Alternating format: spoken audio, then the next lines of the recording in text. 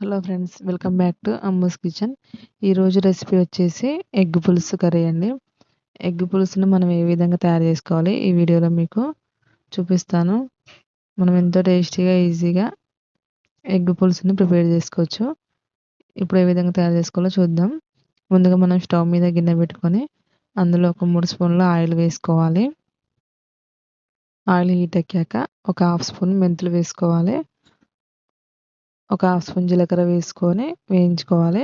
అలాగే ఇప్పుడు మనం సన్నగా కట్ చేసి పెట్టుకున్న ఉల్లిపాయ ముక్కలు వేసుకొని మగ్గించుకోవాలి ఉల్లిపాయ ముక్కల్ని. ఇప్పుడు ఒక 2 రెమ్మల కరివేపాకు వేసుకోవాలి. అలాగే ఒక స్పూన్ అల్లం వెల్లుల్లి పేస్ట్ వేసుకోవాలి. అల్లం వెల్లుల్లి పేస్ట్ వేసిన క్లిప్ మిస్ అయిందండి.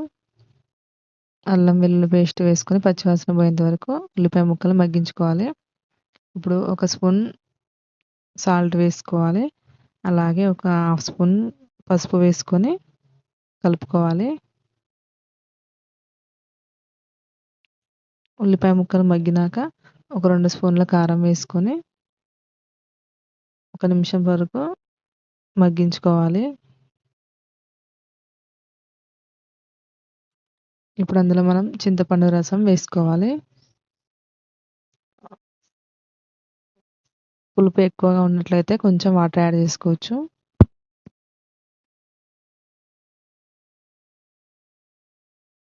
ఇప్పుడు మనం అందులో ఉడకబెట్టిన ఎగ్స్ని ఈ విధంగా చాకుతో ఘాట్లు పెట్టుకొని వేసుకోవాలి. ఇలా ఘాట్లు పెట్టుకోవడం వల్ల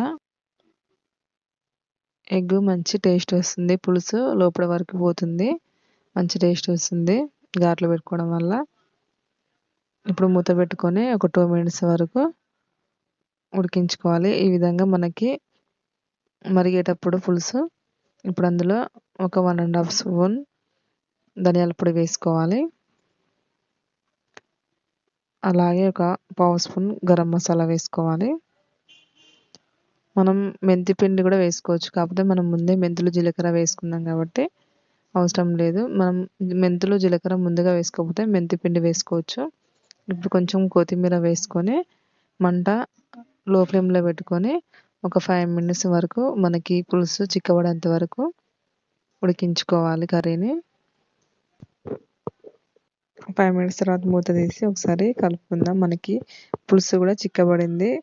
ఎగ్ కూడా మంచిగా పులుసులో ఉడికిపోయింది కదా, మంచి టేస్ట్ ఉంటుంది. ఎగ్ పులుసు రెడీ అయిపోయిందండి. మనం ఈ విధంగా సింపుల్గా ఎగ్ పులుసుని ప్రిపేర్ చేసుకోవచ్చు ఎంతో టేస్టీగా. Thank you for the watching.